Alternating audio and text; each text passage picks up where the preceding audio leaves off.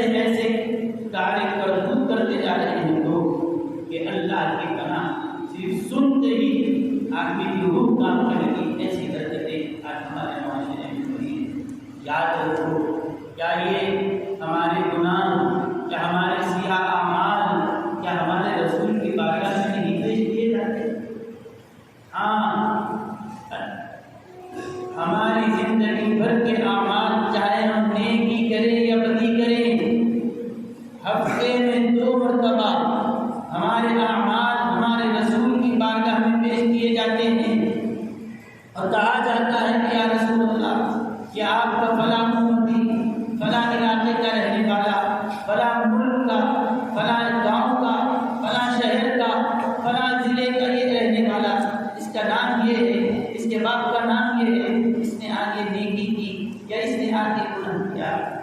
اب بتاؤ، نبی کریم علیہ السلام فرماتے ہیں میں دنیا میں رہوں یا دنیا سے جاؤں، یہ دونوں تمہارے لیے بہتر ہے کہ تمہارے اعمال میرے پاس پیش کیے جاتے ہیں، کہ جب میں کوئی نامہ اعمال میں دیکھتا ہوں کہ میرا امتی کوئی نیکی کیا ہے، اللہ کا شکر ادا کرتا ہوں اور کہتا ہوں کہ اللہ، جیسے تم نے میرے امتی کو یہ نیکی کرنے کی توفیق عطا فرمائی ہے، ایسے ہی اس کے عمل کو قبول نہیں فرما سکتا۔ میں تمہارے لیے دعا کرتا ہوں، خوش ہوتا ہوں جب تمہاری نیکیاں دیکھتا ہوں۔ اب میں دیکھتا ہوں کہ جب کوئی گناہ تمہارے نام اعمال ہے، اب بتاؤ، امتی حضور کا نام لے کر کہا جاتا ہے کہ اس نے یہ شراب پیا ہے، یا اس نے قتل کیا ہے، یا اس نے گناہ کیا ہے، یا اس نے فلاں جگہ ڈاکہ ڈالا، کیا بتاؤ اس سے ہم اس گناہگار کی اس سیاہ اعمال کی وجہ سے کہ حضور علیہ السلام کے دل کو تکلیف پہنچانے کا کام نہیں کر رہے ہیں، یہ دکھ پہنچانے کا ذریعہ نہیں بن رہے ہیں۔ میرے بزرگوں اور دوستوں، گناہ کرنا صرف اللہ کی نافرمانی ہی نہیں ہے، یہ خدا کو بھی ناراض کرنا ہے، اللہ کے رسول علیہ السلام کو بھی ناراض کرنا ہے۔ یہ بے چین ہو جاتے ہیں حضور اپنی قبر اطہر میں۔ آج ہم سنی کھڑے ہو کر نماز کے بعد جمعہ کے دن صلاۃ و سلام پیش کرتے ہیں، اجتماعی طور پر اپنے گھروں میں سلام پڑھتے ہیں، درود کو روزانہ پڑھتے ہیں، معمولات میں ہمارے شامل ہوئے۔ کہا کیوں کر رہے ہو؟ کہا کہ درود اس لیے پڑھ رہا ہوں کہ میرا رسول مجھ سے خوش ہو جائے، میرا نبی مجھ سے راضی ہو جائے۔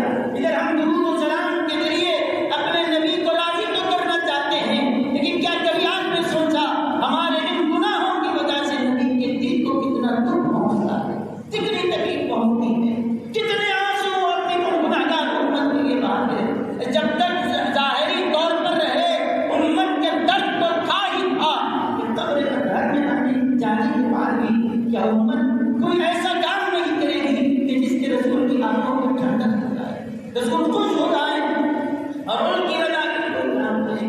یاد رکھو، یاد رکھو، جو آج سنتوں کو کاٹا جا رہا ہے، جو توڑا جا رہا ہے کہ سنتوں کو برسرے عام اسلام کے قوانین کو جو ہم کچلتے جا رہے ہیں، یہ اللہ کے رسول علیہ السلام کے دل کو دکھانے کا ہے۔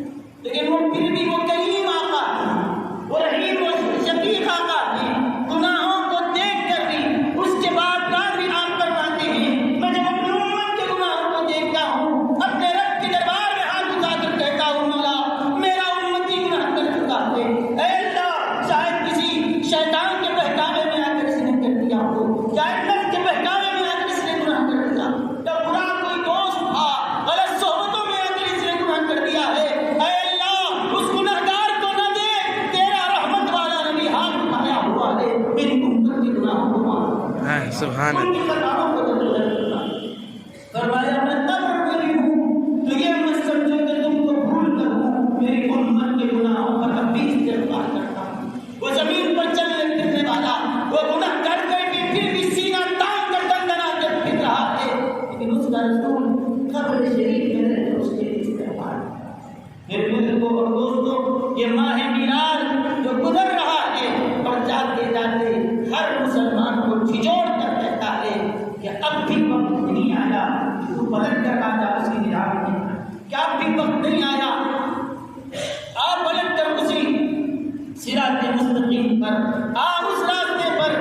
راستہ تجھے سیدھا جنت کی طرف جانے والا ہے۔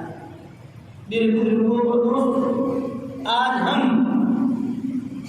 جس طرح سے اسلامی احکام کو دیکھ رہے ہیں کہ بھائی فائدہ ہو تو کریں گے، فائدہ نہ ہو ذرا کا نقصان آ رہا ہے، شریعت کے خلاف ہم زبان دراز کرتے نظر آ رہے ہیں۔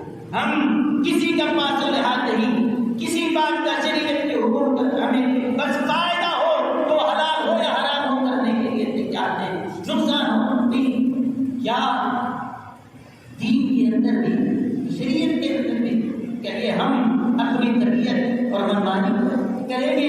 جو چیز سمجھ میں آئی، جو فائدہ دکھا وہ لے لیا، جو فائدہ نہ دکھا اس کو چھوڑ۔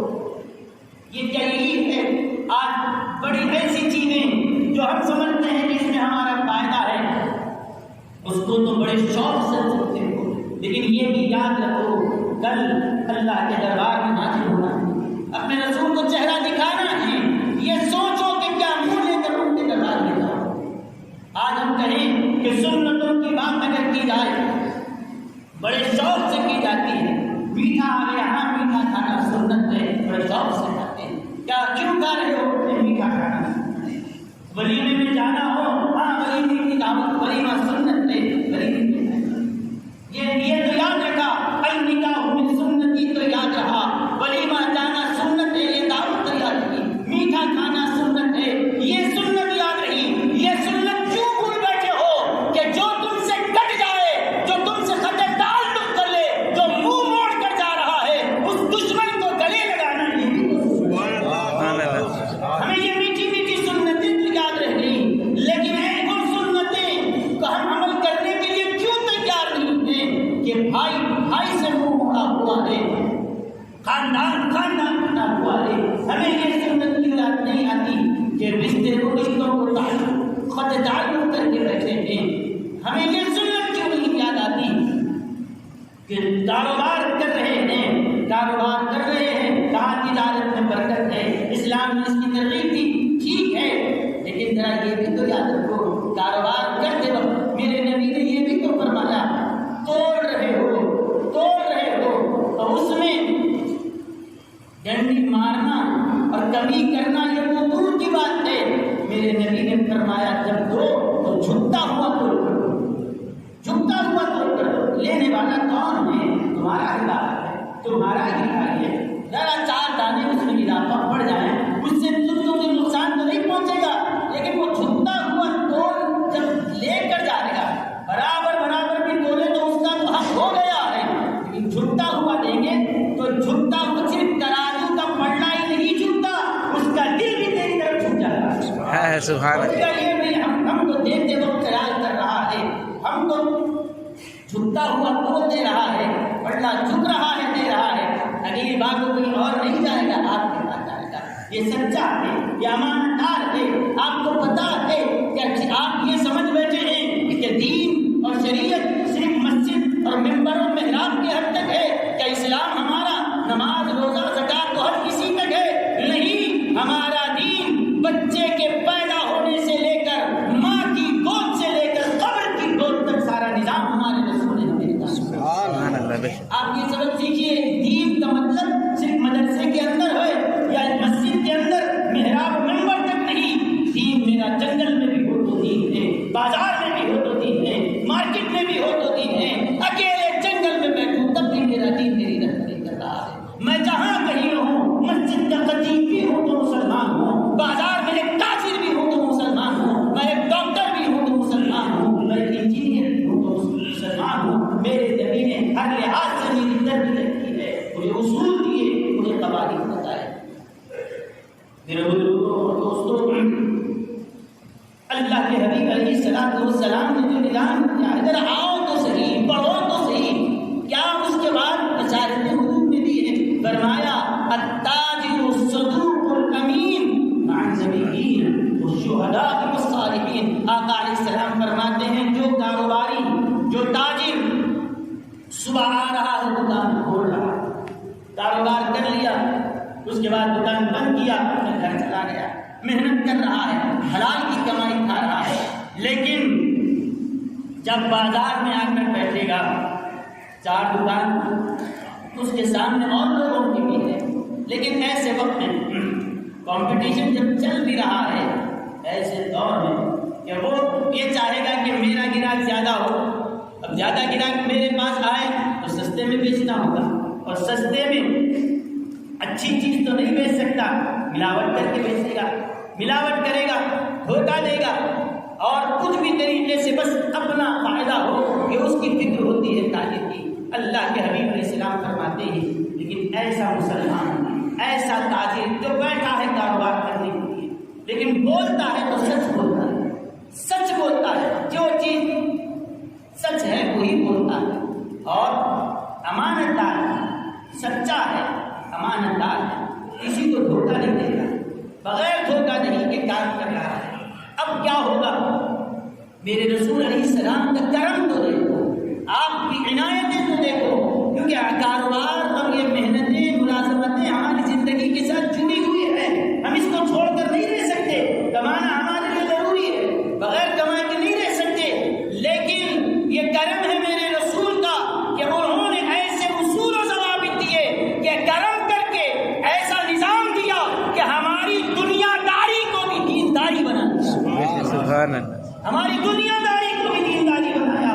فرمایا میں جو تم کو کہتا ہوں بس اتنا کر، بیٹھا ہے کاروبار کر رہا ہے، سچ بول اور دھوکہ مت دے، امانت کے ساتھ دیانت کے ساتھ کاروبار کر۔ ہوگا کیا؟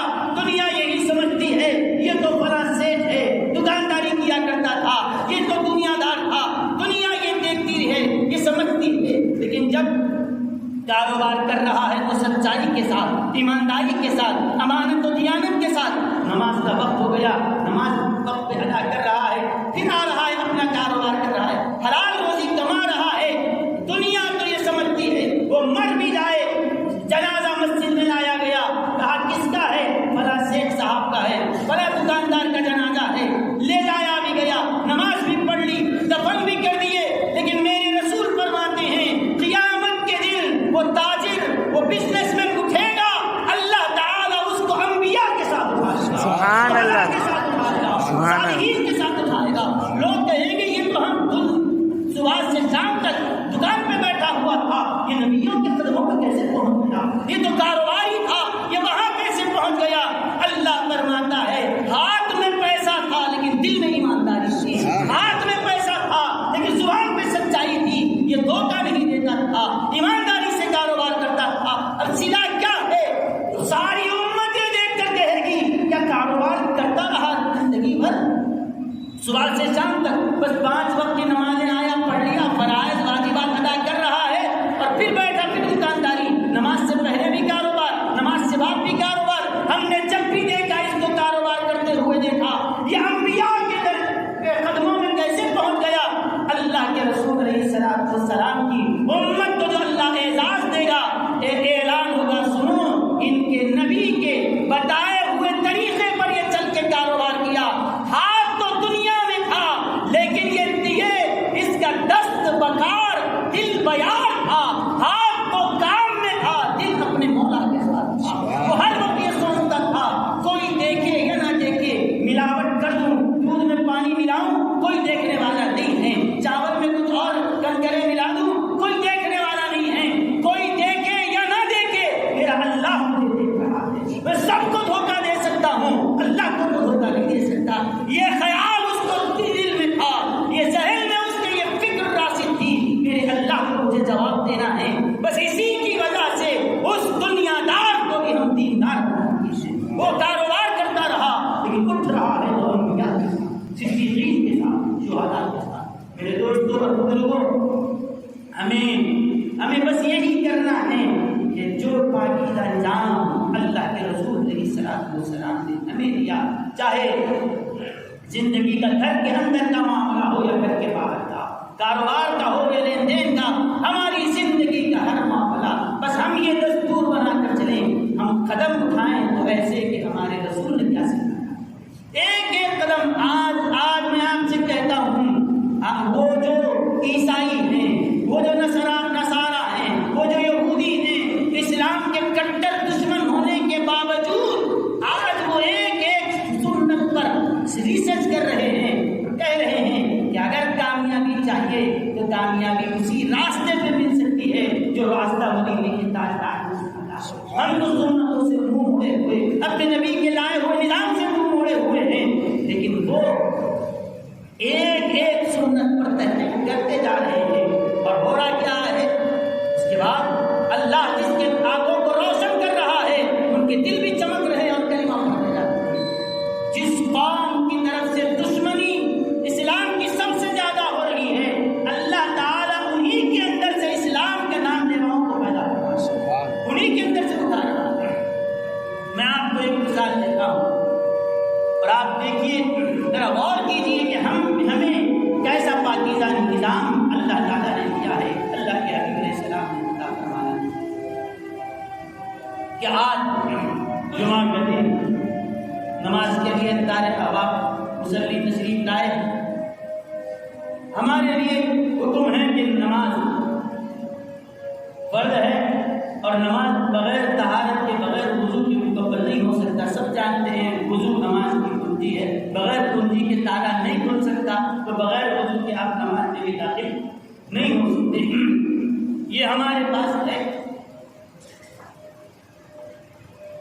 نماز کے لیے وضو کا ہونا ضروری ہے, بغیر طہارت اور وضو کے نماز نہیں ہو سکتی. لیکن ہم یہ تو جانتے ہیں کہ نماز کے لیے وضو ضروری ہے, لیکن وضو کے لیے بھی کون سا پانی ضروری ہے کیا ہم یہ بھی جانتے ہیں؟ پانی کیسا ہو؟ وضو پانی سے کریں گے کیا کوئی بھی نالی کے پانی سے وضو کر لیں گے, یا کوئی گندے پانی سے وضو کر لیں گے تو وضو ہو جائے گا؟ نہیں, یہ بھی جاننا ضروری ہے کہ نماز کے لیے وضو ضروری ہے, تو وضو کے لیے بھی پانی کا پاک ہونا ضروری ہے. شریعت ہمیں کب اجازت دیتی ہے کہ کس پانی سے ہم وضو کریں؟ تو یاد رکھیں ہمارے فقہا نے ایک ضابطہ ہمیں بتایا احادیث کی روشنی میں, وہ یہ کہ پانی کے اندر اس کے 3 اوصاف ہیں, 3 کوالٹیز ہیں. جب تک وہ 3 اوصاف نہ بدلیں پانی سے آپ وضو بھی کر سکتے ہیں, غسل بھی کر سکتے ہیں. وہ 3 کیا ہیں؟ پانی کا رنگ, اس کا بو, اس کی بو اور اس کا مزہ. پانی کا رنگ بدل گیا تو سمجھو اور اس کا بس تبدیل ہو گیا, یا پانی میں ایسی بدبو پیدا ہو گئی, یا پھر پانی کا رنگ بدل گیا, اس کا مزہ پورا چینج ہو گیا, تبدیل ہو گیا. تو اب وہ پانی جس کا رنگ بدل جائے, وہ پانی جس کی بو بدل جائے, وہ پانی جس کا مزہ تبدیل ہو جائے, اب وہ وضو کے لائق قابل نہیں رہا.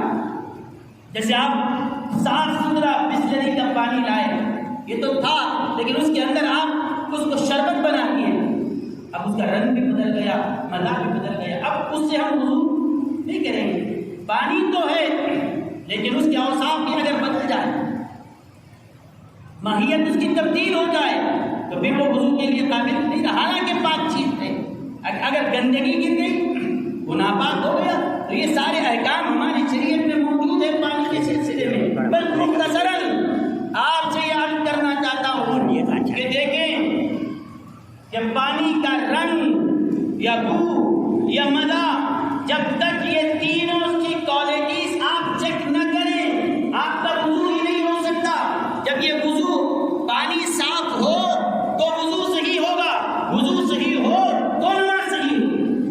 تو نماز کے لیے وضو کا ہونا ضروری ہے اور وضو کے لیے پانی کا پاک ہونا ضروری ہے. اب پانی کیسے پاک ہے یا ناپاک ہے, وضو کے قابل ہے یا نہیں ہے, یہ کیسے پتہ چلے؟ تو آپ کو جب تک یہ 3 ٹیسٹ آپ نہ کریں کہ پانی کا رنگ, پانی کا بو, پانی کا مزہ, جب تک یہ 3 ٹیسٹ میں آپ اس کو پانی کو پاس نہ کریں وہ پانی آپ کے لیے نہ غسل کے قابل ہے نہ وضو کرنے کے قابل ہے.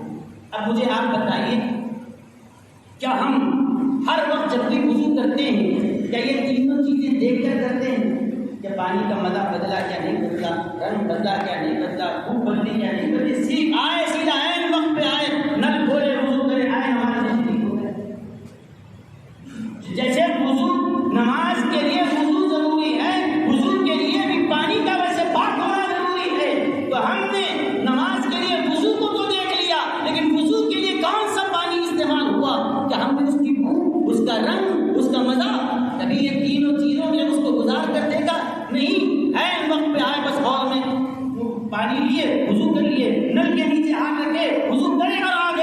کیا بتاؤ کیا ہماری یہ نمازیں کیسے ہو رہی ہیں؟ ہمارا اگر وضو صحیح تو نماز بھی صحیح، اگر وضو ہی غلط ہے تو پھر پانی ناپاک ہے تو وضو صحیح نہیں، جب وضو صحیح نہیں تو ہماری نماز بھی صحیح نہیں۔ تو کس طرف جا رہے ہیں؟ کتنی نمازیں ہماری ایسی ہو رہی ہے بس آیت اور شریف ہوتے۔ لیکن دوستو ذرا آؤ اللہ کے رسول علیہ الصلوۃ والسلام کی عنایت اور ان کی محبت، امت پر کرم نوازی میں تم کو بتاتا ہوں۔ حضور جانتے ہیں کہ امت کہاں کمزور پڑتی ہے، کہاں ان سے غفلت ہو سکتی ہے کہ وضو جب ہم کرتے ہیں وضو میں 4 فرائض ہیں، پہلا چہرہ دھونا، دوسرا دونوں ہاتھ دونوں تک دھونا، تیسرا سر کا مسح کرنا، چوتھا دونوں پیر ٹخنوں سمیت دھونا ہے۔ تو پہلا فرض وضو میں یہی ہے کہ چہرہ دھویا جائے، تو پہلا فرض چہرہ دھونا ہے۔ لیکن اس ایک فرض سے پہلے میرے رسول نے اپنی 3 سنتوں کا اضافہ کر دیا کہ ہاتھ دھویا جائے، کلی کی جائے، ناک میں پانی چڑھایا جائے۔ جب یہ 3 کام ہو جائے اب پہلا جو اللہ نے فرض کیا ہے چہرہ دھونا، اس کی باری آتی ہے۔ 3 سنتیں پہلے رکھی، اس کے بعد چوتھا فرض میرے رسول نے کر بتایا کہ اگر پانی اگر وضو کے قابل نہ ہو، وضو ہی نہ ہوگا، جب وضو ہی نہ ہوگا تو نمازیں تمہاری برباد ہو جائے گی۔ اللہ کے حبیب علیہ الصلوۃ والسلام نے اپنی ان 3 سنتوں کو رکھا اور سنت کو رکھ کر بھی ہماری نمازوں کو بچایا۔ کیسے؟ جب امتی آ کر ہاتھ دھوئے گا تو خود بخود پتہ چل جائے گا پانی کا رنگ بدلا ہوا یا نہیں بدلا ہوا ہے، آسانی سے پتہ چل جائے گا۔ اس کے بعد یہ ہاتھ بھی دھل جائے گا، پانی کا پہلا ٹیسٹ بھی کامیاب ہو چکا ہے۔ اس کے بعد آئے کلی کر لیے، منہ بھی صاف ہو گیا اور پانی کا مزہ بھی معلوم ہو گیا، مزہ بدلا ہے کہ نہیں بدلا ہے۔ تیسری چیز پانی کا جو ہے وضو کے قابل کب بنے گا؟ جبکہ اس کے اندر کی بو نہ بدلے ہو، وہ بدبودار نہ ہو جائے۔ میرے نبی نے فرمایا ذرا ناک میں پانی بھی چڑھا لے، ناک بھی صاف ہو جائے گی اور پانی کا بو بدلی ہے نہ بدلی ہے یہ بھی پتہ چل جائے گا۔ تو ایسے اپنی سنتوں کو حضور نے اپنی نظام شریعت کے اندر داخل کر کے رکھا ہے۔ یہ ایک سنت آگے کی کئی نمازوں کو بچانے والی ہے، آگے کی عبادتوں کو بچانے والی ہے کہ کیسا پاکیزہ نظام دیا۔ اور آج دنیا یہ کہنے پر مجبور ہو گئی ہے کہ جب بیماریاں پھیلی، کورونا کا وائرس پھیلا ہر جگہ، دنیا بھی وہی کہنے پر مجبور ہو گئی جو 1400 سال پہلے میرے نبی نے نظام عطا فرمایا ہے کہ اگر بیماریوں سے بچنا ہو تو کثرت سے بار بار ہینڈ واش کیا جائے، 21 سیکنڈ تک اس کو رگڑ کر دھویا جائے، ناک پہ پانی چڑھا کر ناک صاف کی جائے، کیونکہ جو جراثیم ہوتے ہیں ہوا کے ذریعے فضا میں پھیلے رہتے ہیں، ہم جب سانس لیتے ہیں ناک کے اندر جراثیم بھرے رہتے ہیں، پھر اس کے بعد اگر اتر بھی جائیں حلق تک آتے ہیں۔ میرے نبی نے پہلے ہی فرمایا وضو کرو، کلی بھی کرو، ساتھ میں غرارہ بھی کر دو، مسواک بھی کرنے کی تعلیم دی۔ یہ پاکیزہ نظام جو حضور نے دیا، یہ کہتے ہیں بار بار دھو، ہاتھ دھو، کلی کرو، جراثیم دور ہو جائیں گے۔ اب بتاؤ کتنے بار کرنے کے لیے؟ دن میں کرو، شام میں کرو، دوپہر کے وقت کرو، یہ جتنا کہہ رہے ہیں اللہ کے رسول علیہ الصلوۃ والسلام نے 5 وقت وضو میں یہ سنتوں کو رکھ دیا۔ اب مجھے بتاؤ 5 وقت نماز کے لیے جب تازہ وضو ہو اور ہر نماز کے لیے 3 مرتبہ ناک میں پانی چڑھایا جائے تو دن میں 15 بار جو اپنی ناک کو صاف کر رہا ہے، بتاؤ کون سی بیماری اس کے اندر باقی رہے گی؟ جو 15 مرتبہ کلی کو غرارہ کر رہا ہو، جو 15 مرتبہ کم سے کم اپنے ہاتھوں کو دھو رہا ہو، اور ایک ہاتھ دھو رہا ہے تو صبح میں، فجر میں، ایک شام میں، ایک دوپہر میں، ایک پھر سورج ڈھلنے سے پہلے، ایسی ٹائمنگ نمازوں کی رکھی گئی ہے۔ تو یہ ہم کو دین پر چلنا ہی ہے، دین کے ساتھ ساتھ اللہ دنیا کی ہماری شان و شوکت رکھے گا۔ اللہ تعالیٰ سے میں دعا کرتا ہوں کہ مولا ہم کو جب تک زندہ رکھے مصطفیٰ کی شریعت، آمین اللہ، موت بھی دے دے اللہ اسی نظام شریعت پر موت عطا فرما۔ الحمد للہ رب العالمین۔